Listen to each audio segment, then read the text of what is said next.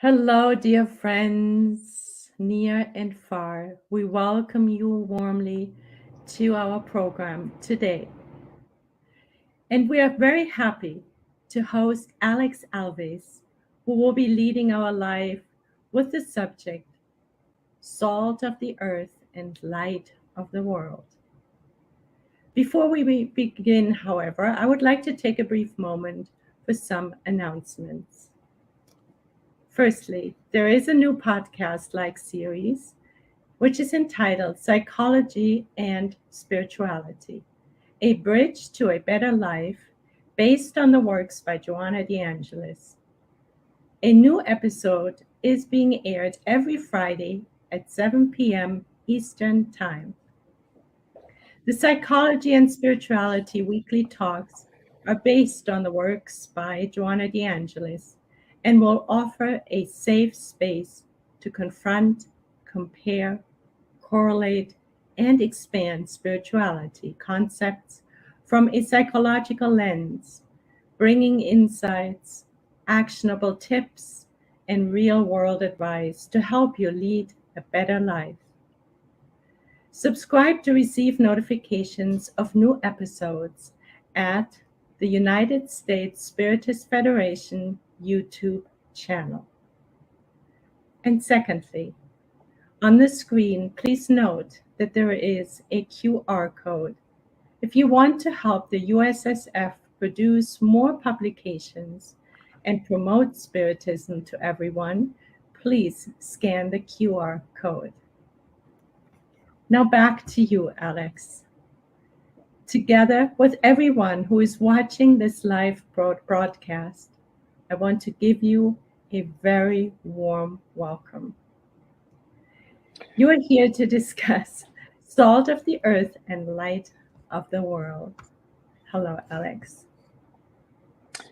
Good morning, Sunshine. Good morning to all of our friends that join us at this moment. Thank you so very much for having me. It's such a pleasure to be part of this wonderful work from the United States Spiritist Federation.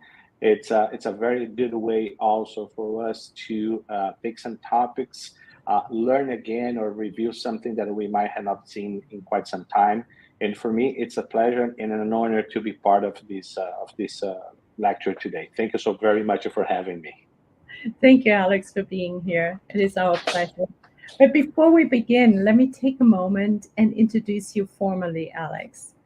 Alex is a worker and general coordinator of PPS, Plenitude Spiritist Society in Kissimmee, Florida.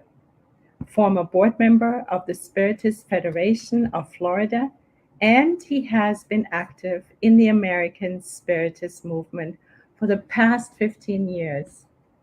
Now, while Alex will grace us with his talk, you, listeners, are warmly welcome to post questions that we will discuss after his lecture. Again, welcome, Alex. Thanks for being here. Once again, thank you so very much, Sunshine. It's such my pleasure to be here. The topic that we're going to be developing today is a passage from the Gospel of Matthew, chapter 5, verses 13 to 16, which says and talks to us about the salt of the earth and the light of the world. What is this passage comes from? Where it's exactly in the Gospel it is? What is the hidden message behind it? When we first look at this passage, salt of the earth and light of the world, we have the first impression that Jesus is talking for his apostles only.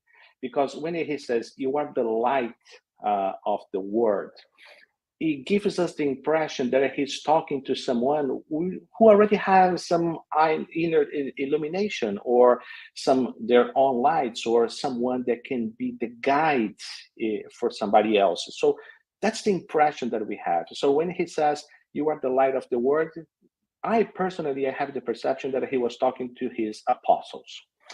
But once we look at the passage itself into details, and we started to go a little bit deeper on this passage, we understand that he is not talking just for his apostles. He's talking to everyone. This passage is salt of the earth and light of the world. It comes right after he finishes the Beatitudes, because the chapter 5 of Matthew, it's exactly what it opens the Beatitudes. So, the Beatitudes are the central message of the Jesus core teachings. Over there, we have what we can call the greatest treatise on behavior and moral values ever brought to mankind. A true lesson on Christian behavior and Christian values.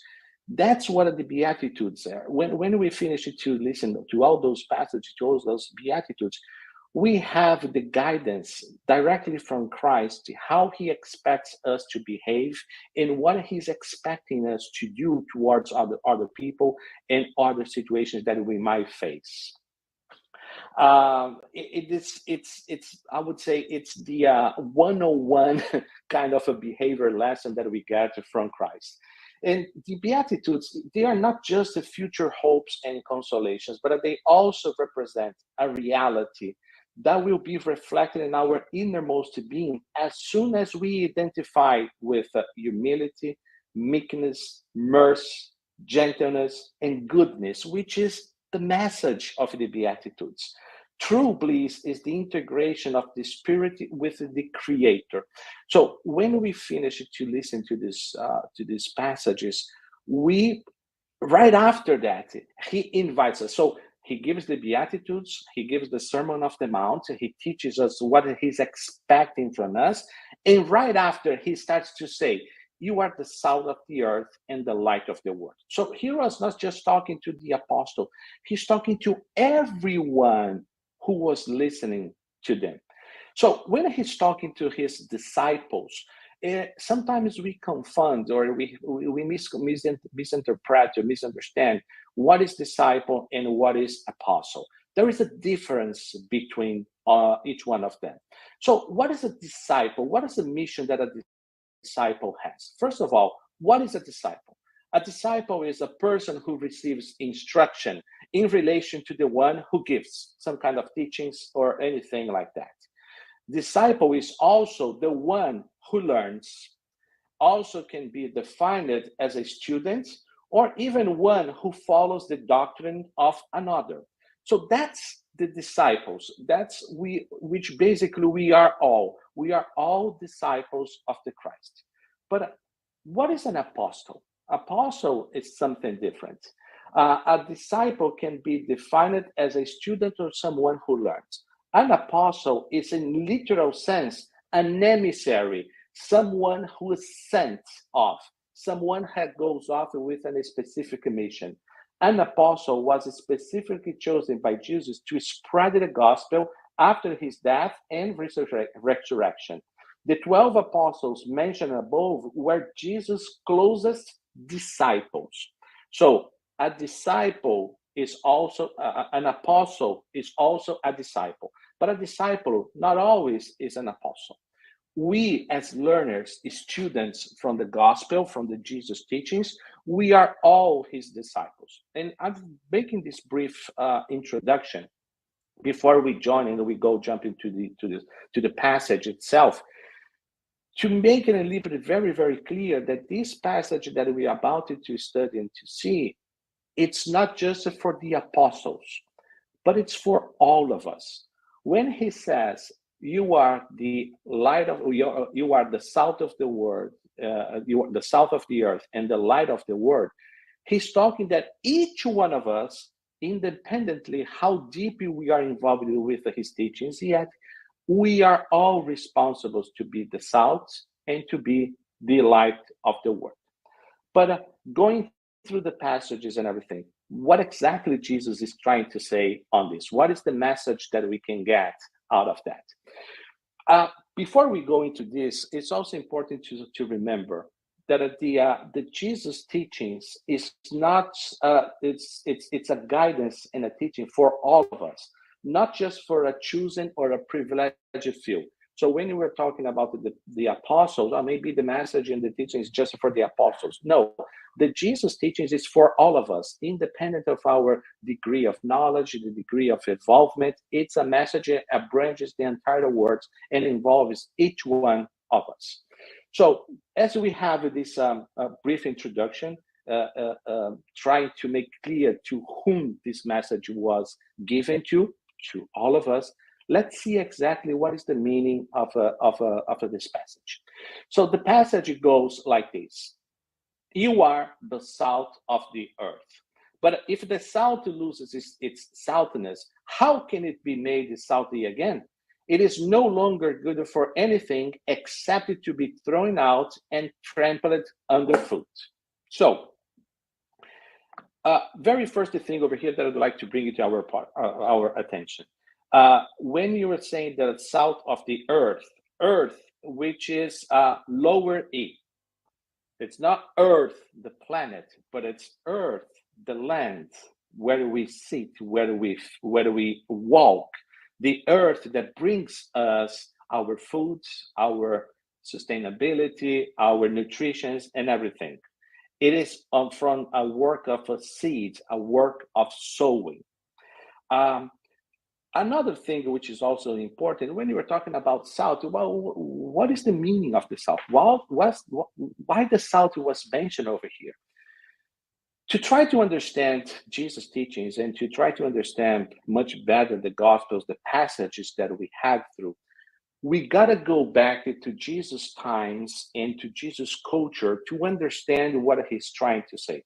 If we go back and we put ourselves onto those times, we will understand better because we're going to understand the exactly meaning of the words and the passages. If we bring the salt to today's life, most likely this is not going to have too much value because salt today is something very common that we throw it away on the streets, for example, to try to avoid frozen roads or to not to accumulate snow in our driveways and this kind of things. Salt today, it's very, very cheap. For us Brazilians, what the most important thing that we think on salt, it's the barbecue thing. That's we put the salt in the picanha and this kind of things.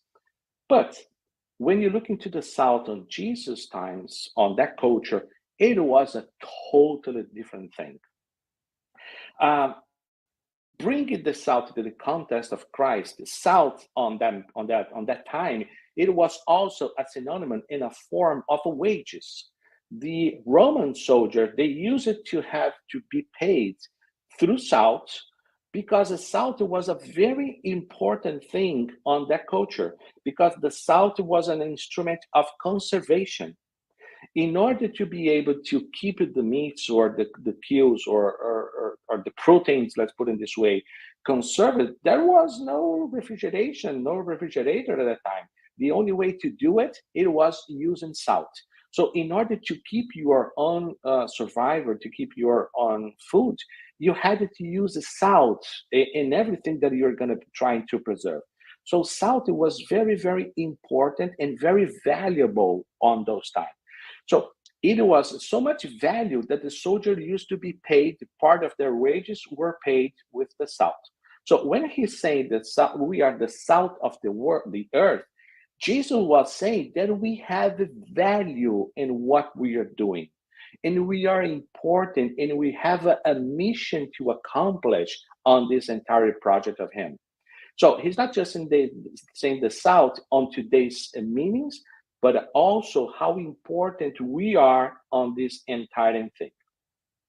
So, okay, we understand the concept, the culture, why the salt is bringing in, what is the value of the salt on that time. So Jesus was comparing us to something really valuable. This is very important to have on our minds. But let's try to understand, let's try to see which are the characteristics of the salt and what we can take out of these characteristics as a teachings for ourselves and try to understand better what Jesus was trying to say. When you think about the characteristics and the properties of the salt, one of the most important ones that says that salt is unchangeable, incorruptible. The salt will never change its characteristics or its value. It will be always on the same way. One of the distinctive marks of salt is incorruptibility. Nothing alters it, nothing contaminates, and then it never corrupts. Salt will be the same all the time, no matter how long it is. The salt never receives; it always gives away. So if you put a salt, for example, on a sweet water, if you have water, you first add sugar, so we're going to have something sweet, and then you add the salt, the water will become salty. So it's not the other way around. Even if you have salt and you try to add sugar, the sugar will not prevail over the salt. So for salt, he would never receive anything from anybody. The salt will always give us its property, and it's so strong that it will overcome any other substance. It is strong, it stands out easily, and its small amount it changes the whole environment. Let's just think what happens, for example, when some cook put a wrong amount of salt on food. The food will become overpowered because salt it's really strong. Any small amount that we can use it can change the entire thing. This is very important.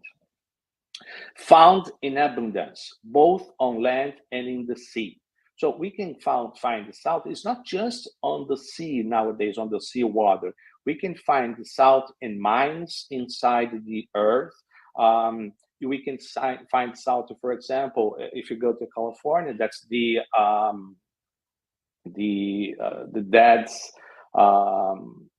dead desert, which is basically it was a sea in the past that gets evaporated, the water evaporated, and the water that remains, the salt that remains in the water, it got in the bottom. So if you go to that area in California, for example, there is plenty of salt over there.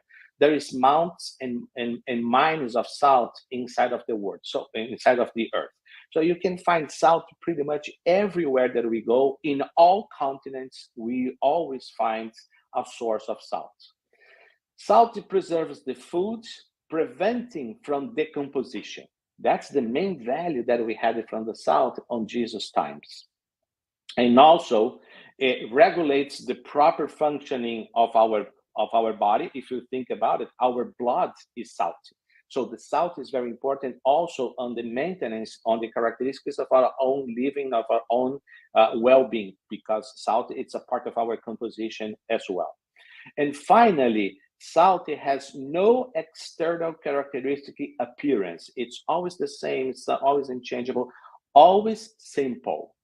Nowadays, kind of lately, we start to find out some Himalayan pink salt and these kind of things, but basically, it is very simple, let's say very humble. It doesn't change your properties, doesn't change appearances or anything like that. But why am I talking about this? Why am I bringing those characteristics and properties of the salt? And why Jesus was comparing us to the salt and the value that we have? I have a suggestion, an idea, and a proposal. Let's pay attention on this slide, those characteristics. And what if we just changed the title of this slide? So instead of salt characteristics and properties, how about we say Christ's teachings and moral values, characteristics, and properties? They are exactly the same. The teachings and the moral values that Christ brought us they are unchangeable. They are incorruptible. It never receives or never changes for anything. It always gives towards other people or the ones in need. It is strong. It stands out easily. And a small amount of the application of those values or those teachings changes the whole environment. Let's just remember on the adulterous woman that was about to be stoned to death. Jesus, he didn't even have to stand up. Just a few words, just a few gestures changed the entire environment that woman was involved into. So that changes everything. Christ's teachings and moral values are found in abundance, both on land and in the sea, because he sent out emissaries and messengers all over the places, all over the world, during the entire time of our known society, we always had Christ's messengers spreading out his values, his ideas, his teachings before him, during his stay on earth, and after him. So we can never say that, oh, I didn't know, I never heard. We always had the teachings and the values being spread out. It can be found everywhere on earth. These morals, these teachings preserve the foods, preventing our spirit, our soul from decomposition. If we preserve the intake, if we are taking those teachings and moral values inside of us, we will preserve our soul, we will preserve our spirit, and most importantly, we will nourish our spirits with the true good values, which will also will nourish us towards the evolvement, will give us the strength that we need to fight against our own imperfections, be stronger so we can face our challenges and keep moving on our evolvement pathway, which is ahead of us, reserved to all of us. Those teachings and those values regulates the proper function of our body. Our blood is salt. So if we have those teachings, our body will work more in a more balanced way, because we're not going to be affected by other influences. We are not going to be changing our humor. We are going to be able to control the rage, the vanity, the pride inside of us, because if you are feeding ourselves with the moral teachings from the teachings from Christ, we'll be able to control, and we're going to be our body, both the physical and spiritual, working properly and in balance. And another thing, which is also important, these teachings, it has no external characteristics appearance. These teachings, these values can come from someone very noble, very important, that can also be coming from someone very humble, someone that works for us, or someone that has a lower position in society nowadays. So if we change the titles, let's go back, Salt characteristics and properties, and Christ's teachings and moral values, they are about the same. Another thing important, salt preserves. In the very first environment to be preserved, it's the internal one, our inner selves, our hearts, our minds, our spirit. When absorbed the salt of the Christian teachings, our spirit is preserved. Our strength is preserved. That's very important to remember. So as we saw these characteristics, and we can compare the characteristics of the salt with the characteristics of Jesus' teachings and values, now we can think about, okay, now I understand the importance of the salt. I know what the salt means. So how can I be salt? How can I act? Because we got to remember always, knowledge is not the knowledge that we have about Christ's teachings and moral value is not just something that we learn and we keep it to ourselves. We learn and we put into a practice. Christianism is something that we apply, that we work on, that we put into action. These are attitudes. We need to put this knowledge towards other people, towards ourselves, but we got to act with the knowledge that we have. So how can I be salt? The true Christian, for example, must be good in the midst of the wicked, just in the midst of the injustice, honest in the midst of his dishonesty, prudent in the midst of the unwise, humble in the midst of the proud, unselfish in the midst of the selfish, sincere amidst the hypocrites, faithful amidst the unfaithful, resigned in the midst of the rebellious, peaceful in the midst of the bellicose, virtuous, in a word, in the midst of all vices and all passions. And these, I would say, guidances or examples on how to be salt, it was extracted from the passage from the Gospel according to Spiritism, chapter 17, item 3, the good person. Actually, this passage in the gospel is much longer, it's much bigger. It has a lot of more characteristics that we could be developing or trying to study. But these are the examples on how we can be salt. How can we be in value for someone and for ourselves? Very, very important. Let's remember what I said in the beginning.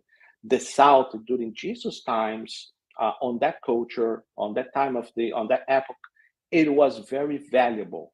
So when Jesus was saying, you are the salt of the world, you said, you have value. You are important. What you learn from me and what you do with this knowledge will help me to grow the knowledge, to expand the communion between people, and we all gonna be evolving together. So when you are the salt of the earth, you are important and you are valuable on my mission as well. That's what Jesus was trying to say. But in order to be important, in order to be valuable, we got to learn these teachings. We got to incorporate these teachings into us. And most importantly, on our daily actions and attitudes. So if we don't use that, what happens? Because we might be blessed with the knowledge, we might be blessed with the interpretation, but if we don't put this into practice, we are wasting a very valuable resource. So if it is insipid, it is useless. That's what Jesus was saying. If the salt were to become tasteless, that is, it's to lose the special qualities which it characterizes, it will become completely useless. So we are getting the information, we are getting the knowledge, we interpret, we know what Jesus was saying. He's saying that we were valuable. He was saying that we were valuable, but we are not using this resource. So we became useless as well. It isn't the same with regard to the faith that makes us a Christian. If we lose these characteristics, we just saw the one that we saw as important to the South, we also would become completely invalid, useless, harmless, unimportant. Every change of habit, especially the most ingrained ones, imposes unmentionable sacrifices on us incarnated creatures. But that's why we are here. We are here in order to evolve through the changes of habits and old habits that we have. To break up with the old the old guy that I used to be in the past or my previous life, it is a huge effort. It requires a lot from all of us, in which quite a few times we fail, which we understand. We are all in a learning process. We are all in a learning curve. The how can we say that? The dynamics of learning that God chooses to us is through trial and error experiences. He gives us a situation and said, go there, choose by yourself. If we choose right, we collect a good consequence, we move on. If we choose wrong, we're going to have another way to face it. We're going to face this in another situation in the future until we learn the right outcome. We don't get a teaching, we don't get a lesson, say, well, this is the example, this is the exercise, you should be doing like this. No, we learn on our own. And why is that? Because whatever lesson we get it, we don't forget anymore. If we do it right, we keep doing it right. If we do wrong, we learn something now with something on the way and on now not how to do it, and we're gonna try something different. So it requires a lot of efforts and a lot of sacrifices for all of us. But it is important to say that we may fail, and that's okay. The important thing is not to get discouraged. Remember that for the initial work of the gospel, Jesus requested the assistance of 12 men, not 12 angels. May we fail here, may we do some wrongdoings over there. Yes, that's okay. But what is the intention that we have? What is the intention that I'm applying to the knowledge that I have? I'm trying to be better. I'm trying to be good. I'm trying to help others, even if sometimes I fail here and there. That's fine. That's okay. But at least we're moving on. We are, let's say, demonstrating our value as Jesus required it from us.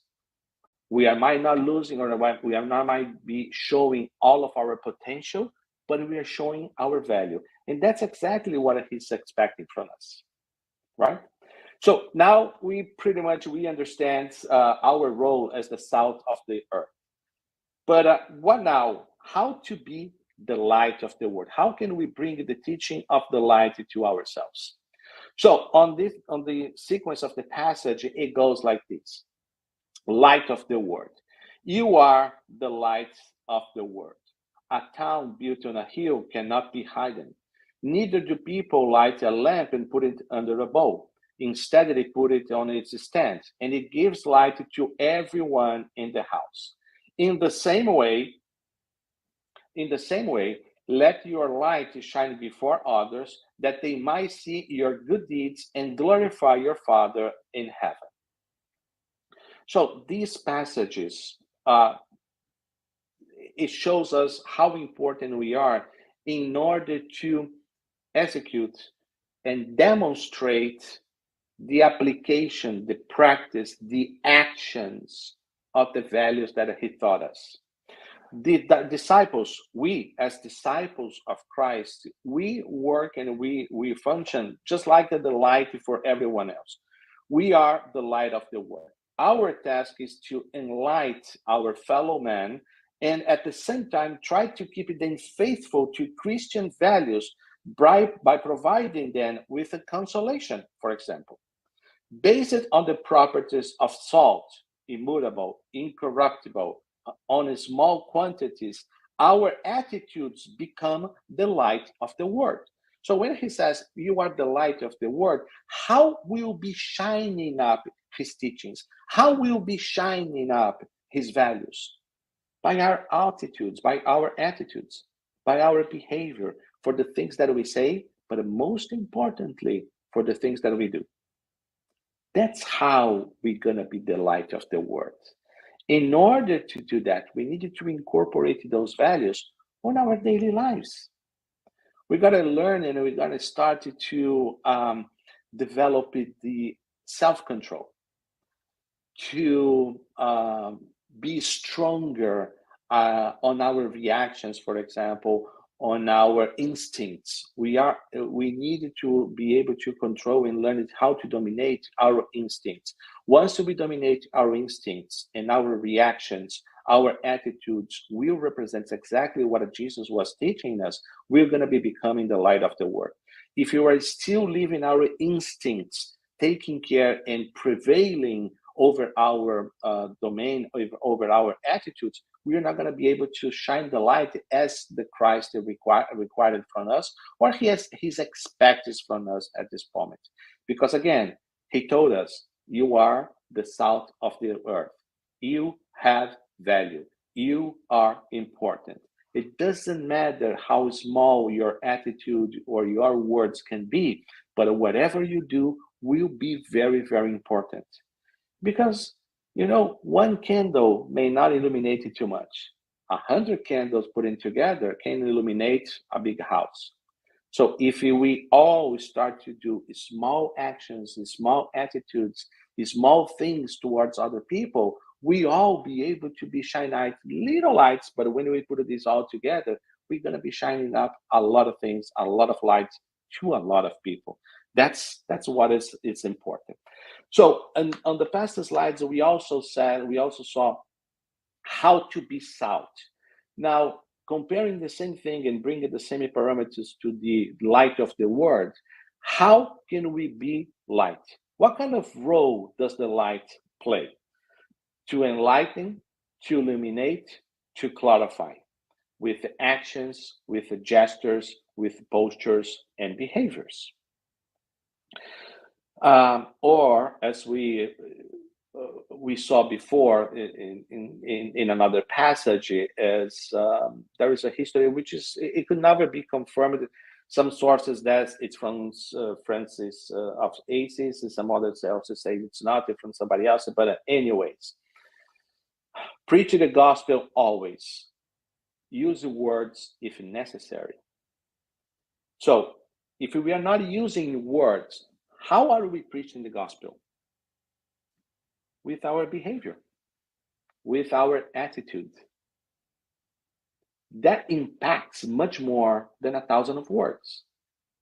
So if I'm saying to someone over here, you should be nice, you should be forgiving, you should be humble, you should be doing this, you should be doing that. But when I turn my back and I go outside, I start to fight with anyone. Whatever I said over here, it doesn't have any value.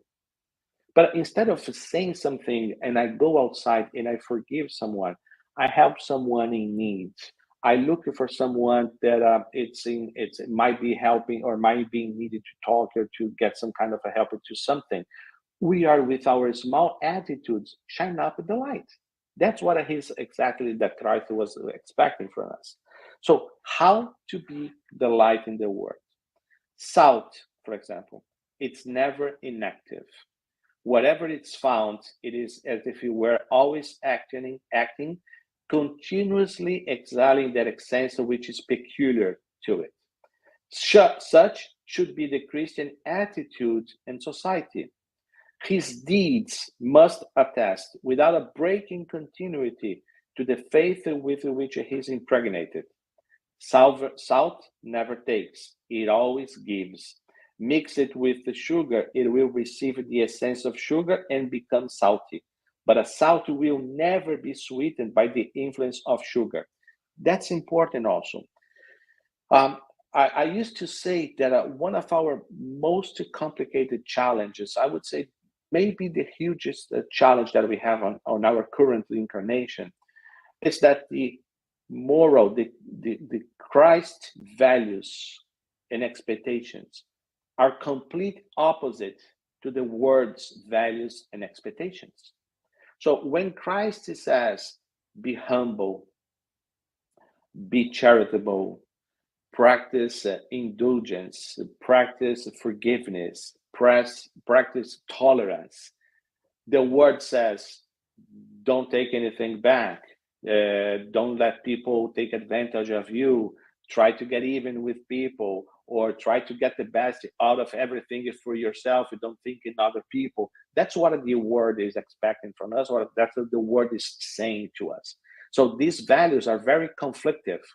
But if we are acting as salt, salt will never be sweetened by the influence of sugar. So we will never be influenced by what the values of the world is asking for us. If we have the true values of Christ on our hearts, in our minds, in our spirit, we'll never be contaminated by the values of the world. We will overcome those challenges. We'll be stronger. And with our small attitudes, we can little by little, step by step, convert those values for the values which really matters, the values of morality, the values of Christ. Salt does not make itself known from the outside. In appearance, it's confused with many other substances, but as soon as one comes in contact with it, it is readily recognizable. So we don't have to spread out the word. Oh, you should believe in Christ, you should be doing this, you should be going to the church, you should be studying the gospel, you should be doing this, you should be doing that. We don't have to do that. How we behave, how we do things, we speak much louder than any word that we say. So we don't have to be spreading out. We don't have to use ourselves as an eminence about Christianity. The Christianity doesn't need that. It will be preached by our attitudes, by how we behave. The Christian should be likewise. By their fruits we'll know them, and never by any insignia or outward sign. By appearance, he will only be mistaken for the common man, but as soon as he comes into contact with him, he will reveal itself. So when you look into all of these teachings and everything else, we're gonna come to the conclusion that the light becomes stronger when they gather small flashes of light. The sum of all of our small gestures will make it the intensity that we might need to shine up the light ahead of us. So, in order to conclude our talk today, our reflections for today, I would like to once again reinforce the aspects. When Christ says, you are the salt of the earth, you have value. You are important. no matter what you do, how small is your attitude, you have value on our plan. So once you started to understand that and you use your small actions to shine up light in other people, will also be fulfilling his desire when he says, you are the light of the world. So if we understand those concepts, we're going to be understanding the passage. Then what he says, you are the earth, of the salt of the earth and the light of the world. He was not talking to the apostles. He was talking to each one of us. And he's not expecting a huge change. He's not expecting huge transformations from one day to the other. He's expecting those changes. He's expecting those transformations as we understand, put in practice, as we evolve. But one thing we got to have very, very clear in our mind. The law of progress is for everyone. And it's not, it's something that will come for us for sure. So the faster we decide to move on, incorporate these teachings and change ourselves, the faster we'll reach progress. Because if we don't do this by ourselves, life somehow will find a way to teach us. And I'd rather have making my choices and take care of my control and my involvement than leave that to life to bring the experiences that we might need. So let's be the salt of the earth, let's have value, and let's, with our attitudes, be the light of the world. Thank you so very much for your attention this morning. I really hope that I could have contributed for some reflections for all of us, and I wish all of you a great weekend. Thank you so very much. Thank you, Alex. This was wonderful, and I hope you have time to stay for more questions.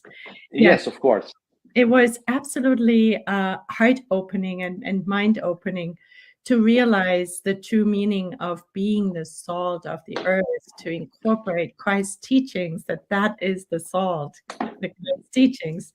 It's beautiful. And that's by incorporating these teachings and doing the good, we let our little lights shine. Yes, always doing the good. Thank you so much, Alex. Thank you. Thank you for having me once again. Yeah, no, very illuminating, very clear, very beautiful. And I'm sure there will be some questions. Let us see whether they will be posted. Yes, there is Daniel. He has a question for you, Alex. Thank you, Alex. Beautiful reflection. One of the characteristics of salt is to give instantaneous taste to food, but we need time to become the salt of the earth. Why is that? Well, there are two things over here. Once we become salt, whatever we do will instantaneously help other people or will affect the flavor of the food that we are preparing. But while we are not the salt, we won't be able to do this, to fulfill this role. Why it takes so long to become a salt? Because also, if you go back into nature, it is necessary a long time to process the salt. Let's say, for example, this desert that we have in California. How many millions of years we have to wait for the water to evaporate before we have the salt? If you go to the salt mines on Earth, on land, it also took a few millions years before they got prepared. So once they are ready, they're going to be starting acting right away. But it takes us time to become salt. Why is that? Because we have to learn. We have to study. We have to reflect. We can have the best intentions whatsoever, but we won't be able to perform if we don't have some knowledge and basic knowledge about those teachings. So let's suppose, for example, that we never had a contact with the Christ's teachings. Once we learn it, once we start to have the first information, we can't start to act right away because we needed to make sure that we understand and we learn it. And this is a process.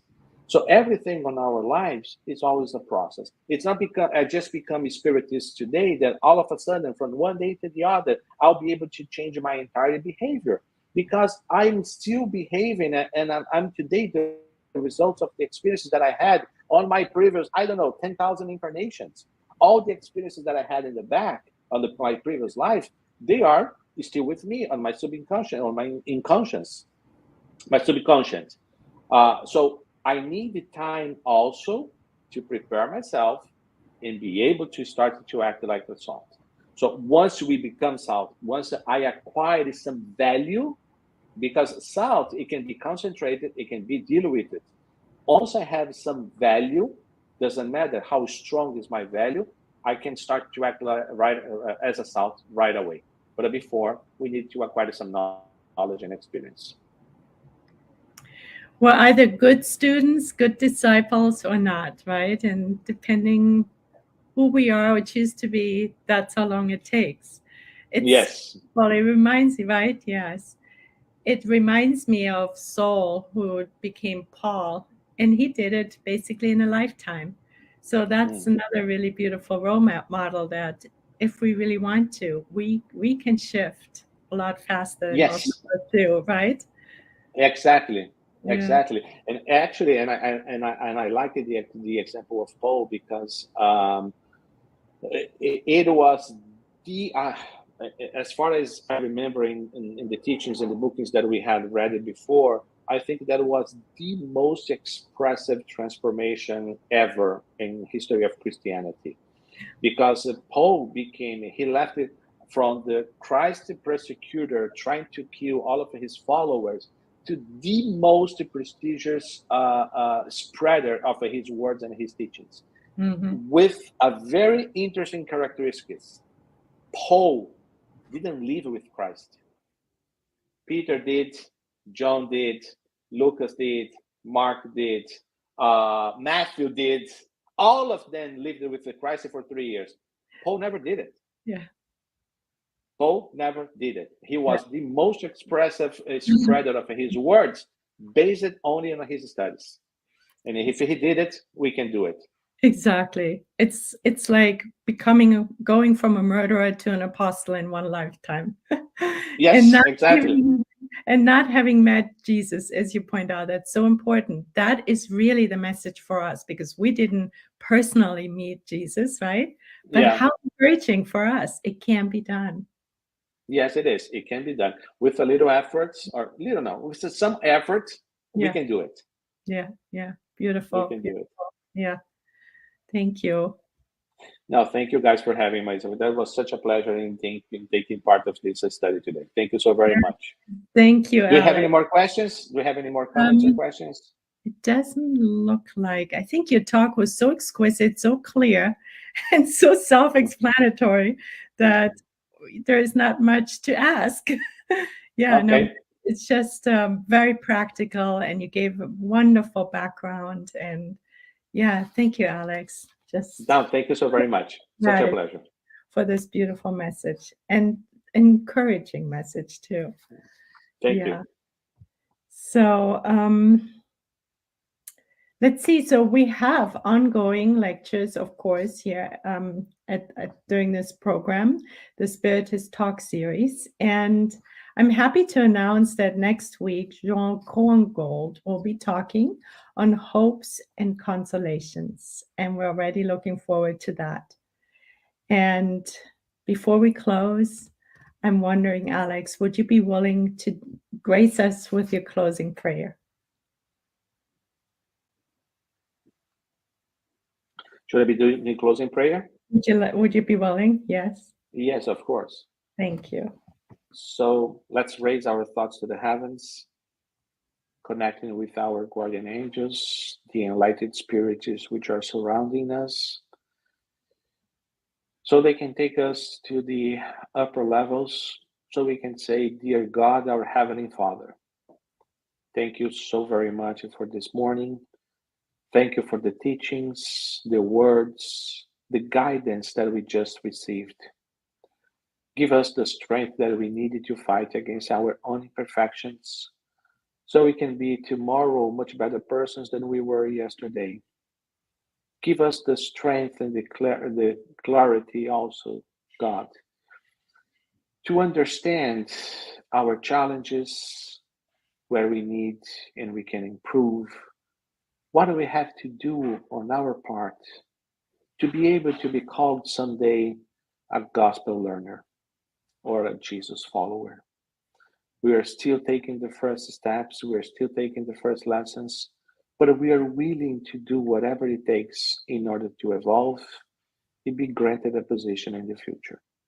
May your light shine upon us, guiding us through our pathway on this incarnation, so we can leave this earth at the end of our life much better than when we came in. So be it. And so it is. Thank you again, Alex. And thank you, everyone, for watching today. Thank you. Thank you.